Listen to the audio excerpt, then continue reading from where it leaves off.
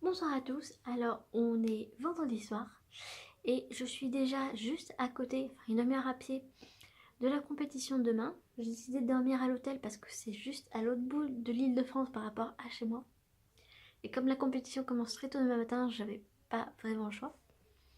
Alors cette vidéo de ce soir, je vais rapidement vous expliquer comment fonctionne une compétition de tir à l'arc, sachant que je n'ai jamais fait pour l'instant de compétition handisport.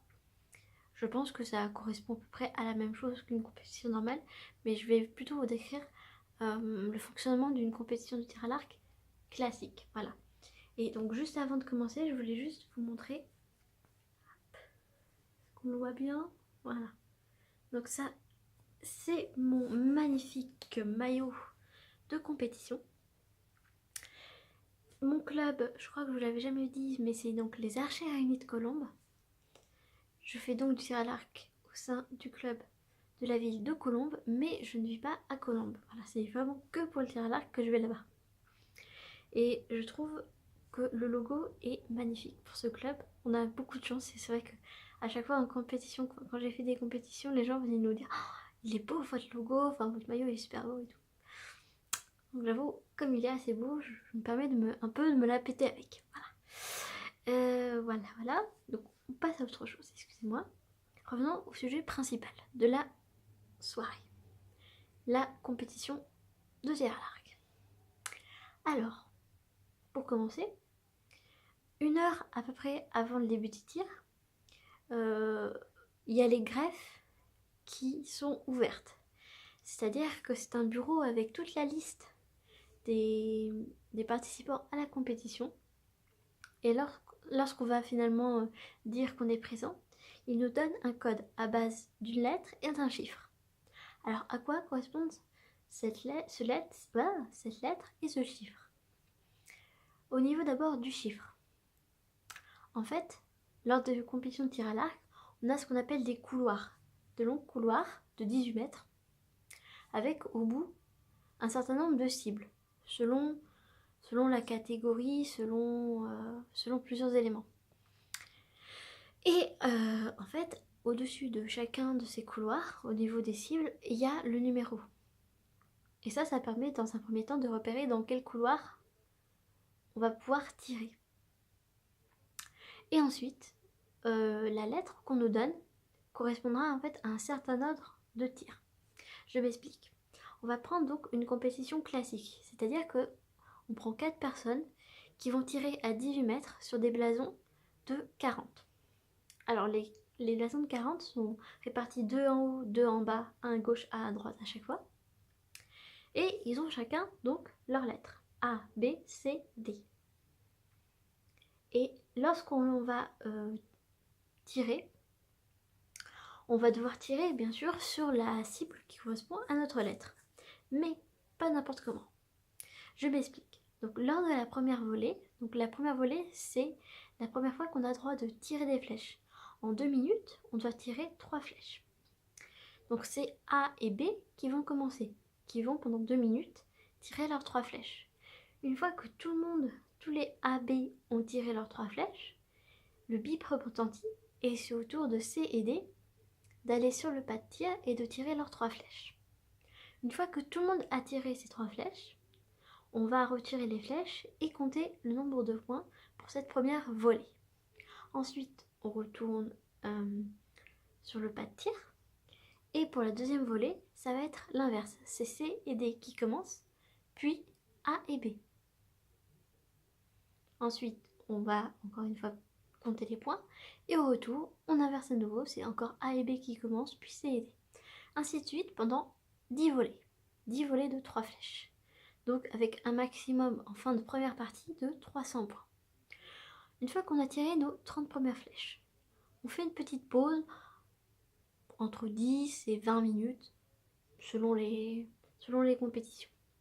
Où on nous conseille de boire, de manger, de respirer, de se calmer, etc. Puis on reprend la deuxième partie et c'est exactement pareil. C'est 10 volées de 3 flèches, à nouveau alternées. Alors, au niveau des compétitions handisport, je pense que c'est pas tout à fait pareil. Donc je vais vous expliquer pourquoi. Parce que déjà, on n'a pas forcément tous, je pense, la même taille de blason.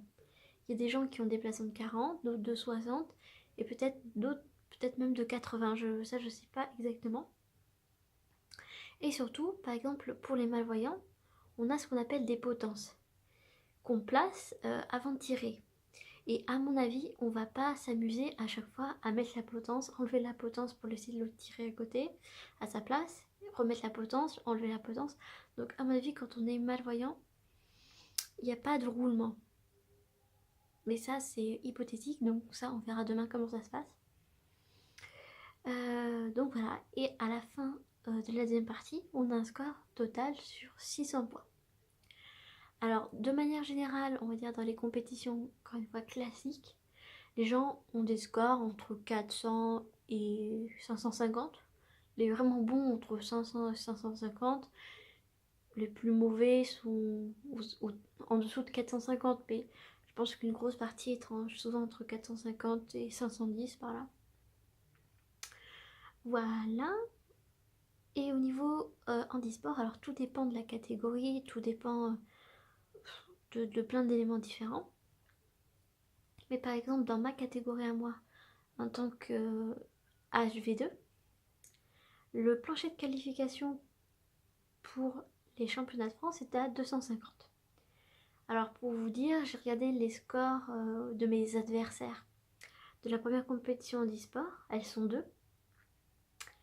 Il y en a une qui s'appelle Marie-Claude, je crois, qui elle a fait 165, c'est-à-dire à peu près finalement à quelques points près ce que moi j'ai fait, à 10 ou à 10 points près. Et l'autre qui s'appelle, si je ne me trompe pas, Micheline, elle par contre, elle a fait un très beau score, elle a fait dans les 335 je crois. Donc elle, déjà ça fait une compétition de validée pour les championnats de France, la chance. Et c'est vrai qu'elle s'est très très bien débrouillée cette fois-ci, donc ce sera une adversaire de taille. Là actuellement j'essaye de avoir les scores pour la compétition de championnat de France, mais c'est vrai que elle les lisera sûrement et ce sera une sacrée adversaire à battre. Voilà, mais ça c'est une autre étape on va dire. Voilà, donc sinon pour demain, il faut savoir que je suis toute seule en fait. J'ai trouvé personne pour m'accompagner pour faire mon spotter. Heureusement j'ai envoyé un mail à l'organisateur de la compétition pour lui demander si il pouvait trouver un bénévole pour m'aider. Il m'a dit oui, il n'y a pas de problème, normalement il y aura quelqu'un. Ce qui est très bien, ça me rassure un petit peu de ne pas me retrouver toute seule. Mais c'est vrai que faire une compétition comme ça, vraiment toute seule, avec personne de mon club, personne que je connais, personne pour me soutenir, c'est quand même assez particulier. C'est surtout que la semaine dernière, j'avais pas été très bonne, donc c'est difficile de refaire une nouvelle compétition et en plus de surcroît être toute seule. Mais bon, c'est pas grave, je pense que ça ira mieux demain. Et donc voilà. Je vais m'arrêter là pour ce soir. Je voulais faire une autre vidéo sur des petits points basiques sur le tir à l'arc, des petites infos en vrac général, mais je pense que je vais pas le faire parce que je suis fatiguée et puis je pense qu'il faut que je reste concentrée et que j'aille vite dormir pour demain matin, même si ça va être dur je pense. Voilà, donc je vous laisse, je vous souhaite une bonne soirée, on se retrouve demain matin en direction la compétition.